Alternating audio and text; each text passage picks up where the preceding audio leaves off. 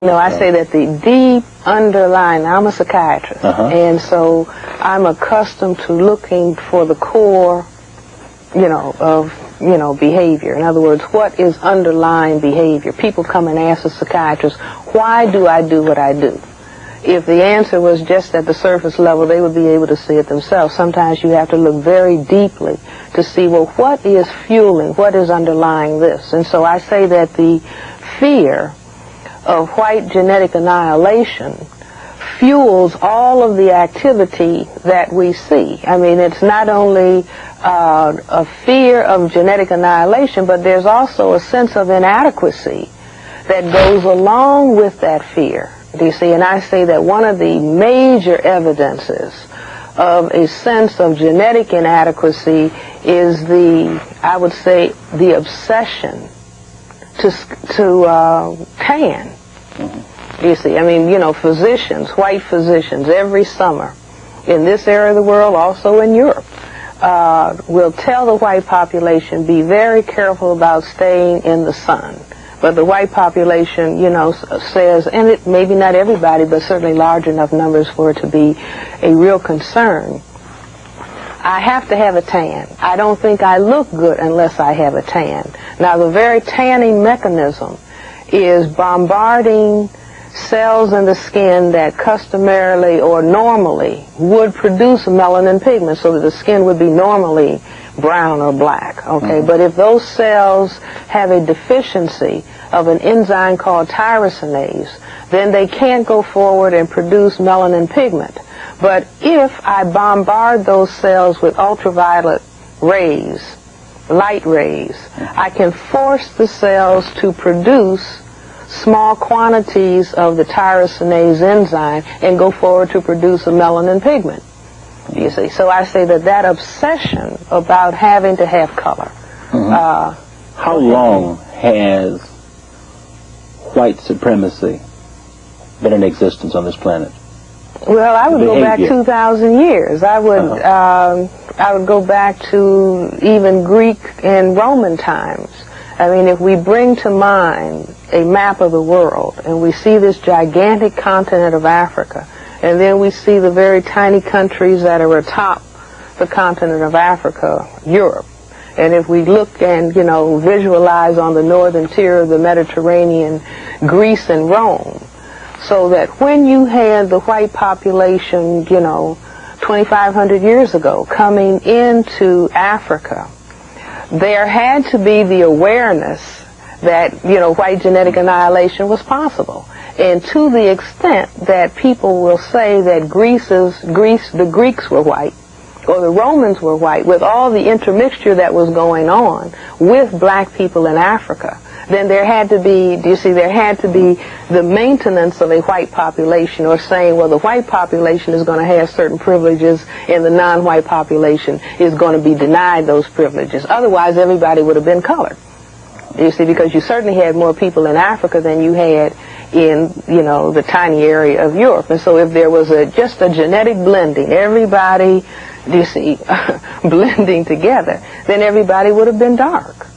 But if everybody is not dark, then that means that there's a segregation going on based on the ability to produce melanin skin pigmentation, and I say that that's white supremacy. How does your perception of racism differ from the traditional perception of racism? Well, I'm not sure what you would call the traditional, but maybe the traditional view says that racism came about as a result of certain kinds of economic activity. You see, and that if you segregate on the basis of color, that you can have a population that you can economically exploit because they are identifiable as being non-white people. And you say that's not and valid. I say no. I say it's upside down. That it's the other way around. That the oppression, you see, because non-white people and black people in particular are not just exploited or oppressed in the area of economics. They're oppressed across the board: economics, education, entertainment, labor, law, politics, religion, sex, and war. The oppression, you see, for what I refer to as white genetic survival is operative in all areas of people activity, not simply the economic area. Do you see? And I think that black people have, well, if we are going to, as black people, take responsibility, you know, and I think that, you know, some white people from time to time verbalize, oh, I'm so tired of you people begging and asking. You know, we're tired of giving. And, you know, I understand that in terms of white genetic survival thinking, okay?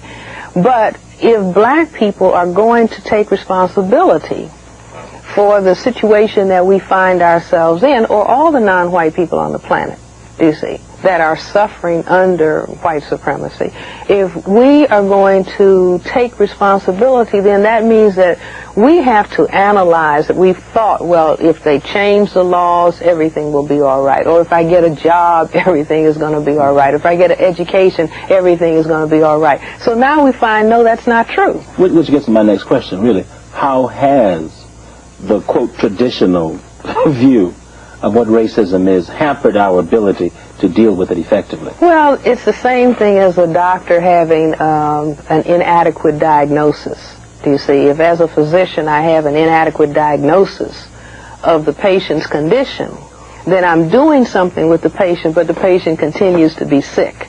The patient might even die. A smart physician will say, I have the wrong diagnosis, or my diagnosis is inadequate. I really need to study this patient in greater depth to find out what is really going on, so then I can then do something about it. Do you see? And so I'm saying that instead of, because I think that with this understanding of racism, I can understand. I mean, I'm not angry at white people because they're practicing white supremacy. I think it's unjust. I think it's horrible. But when I analyze their situation and say, well, they're doing this to survive. You see, they're frightened. I mean, you know, even the killing of black men. Black men are a threat to white genetic survival. Why? Well, because only men can impose sexual intercourse. White males coming out of Europe impose sexual intercourse in Africa on, you know, African women. Women cannot impose sexual intercourse. White women cannot impose sexual intercourse. Black women cannot impose sexual intercourse. Do you follow what I'm saying? That's basic physiology. Do you see? Because let's say if a woman said to a man, you are going to have sex with me, and he says no, and so I pull out an M16 rifle, and I say, you better. Do you see, if I frighten him, then he'll lose the erection. Right. So the male cannot be forced, but males can force females. White males can force females, black males can force females, so that the fear of white genetic annihilation centers really on the black male. Do you see? And that was why I say the Republican Party could win an election by talking about Willie Horton. Do you see? Because talk about Willie Horton. What do you... Well, do you see that Willie Horton? You know, Willie Horton. Here's a black male who raped a white female, was let out of prison and raped a white female. Everybody, the white females, that is, got very frightened by that, we are told. Do you see? But I say that what was really being stirred up, not only in the white females, but in the white males also, was here is a black man, do you see, who is invading white females, and that is how white genetic annihilation occurs. Do you see? And so I say that is the deepest issue in the brain computer of white persons on the planet Earth. Do you see? This fear of disappearance.